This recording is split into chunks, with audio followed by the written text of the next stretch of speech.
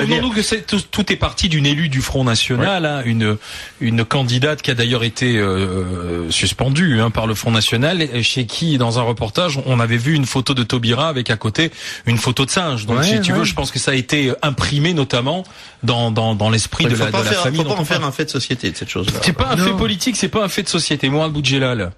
Je suis assez d'accord avec le fait qu'il faille pas en faire un fait de société. Maintenant, ce qui est surprenant, c'est ce petit racisme ordinaire de bas étage qui refait surface en 2013. Parce que j'ai connu ça, moi, il y a quelques années, le petit racisme sur les Arabes avec les Arabes vendeurs de tapis, qui montent sur des chameaux ou qui viennent manger le pain des Français. Et là, on est dans le plus bas des racismes. Je pensais que la lutte contre l'apartheid, je pensais que le fait qu'un président noir aux États-Unis, je pensais qu'on avait passé cette étape de comparer les noirs aux singes. Et on se rend compte que chez certaines personnes aujourd'hui il y a ce petit relent de racisme. Oui, mais le gamin est informé. Attendez, le gamin c'est pas très grave parce que je crois sincèrement qu'il sait pas ce qu'il dit et qu'il pense que c'est drôle. T'es sûr? Je pense qu'il pense que c'est drôle. Mais Taubira, casse-toi, il luttera peut-être contre mais parce qu'il existe à 10 ans. Le gamin, il existe dans un milieu qui reflète ses idées. Et en disant ça, le gamin, il est brillant par rapport au milieu dans lequel il vit. Et c'est ce milieu qui m'intéresse. C'est ce milieu qui est stupide et c'est ce milieu qui fait mal. Comment est-ce que des gens peuvent aujourd'hui... Moi, j'ai envie de dire à quelqu'un qui va comparer un noir à un singe, je veux dire aujourd'hui, et qui est blanc, je veux dire qui aujourd'hui peut avoir la prétention,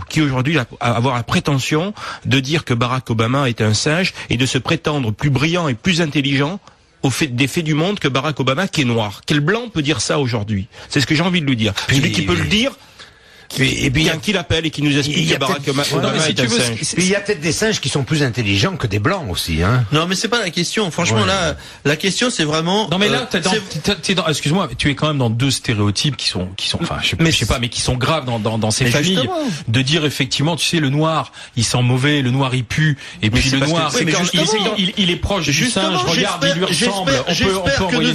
C'est comme les cris racistes qu'on a dans les stades aujourd'hui. J'espère que l'argument. J'espère que nous avons une école suffisamment forte, suffisamment puissante, suffisamment sûre d'elle pour pouvoir persuader ce gamin de l'erreur fondamentale qu'il fait. Sauf que c'est les parents qui ont raison par rapport à l'école. Si quand il rentre chez lui le soir, papa et maman lui disent tiens, regarde la guenon à la télé, c'est elle qui fait que les hommes s'enfilent entre eux. C'est ça. Tu as aujourd'hui, par exemple, des gens qui sont aujourd'hui des grandes militantes féministes qui ont été des femmes soumises. Tu as été des petites filles élevées dans la soumission. Tu as des gens qui sont dans la lutte antiraciste, qui ont été dans des familles racistes. Au contraire, l'éducation, c'est l'inverse, c'est-à-dire tu pars d'une base et tu évolues parce que tu as des influences diverses. C'est là toute l'intelligence de l'homme. Dans l'école républicaine, si tu discutes avec des tas d'instituteurs, les professeurs des écoles d'aujourd'hui, ils vont te dire qu'il y a de la souffrance, qu'il y a du racisme au niveau les plus petits, même dans les petites classes. Bon, parce que le petit noir, le petit arabe, le petit turc, il en prend plein la gueule. Et moi je dis que c'est normal.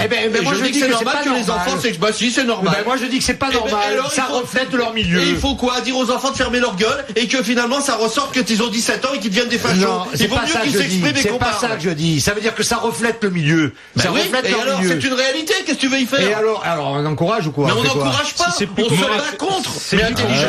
Attention. Mourad Boudjelal.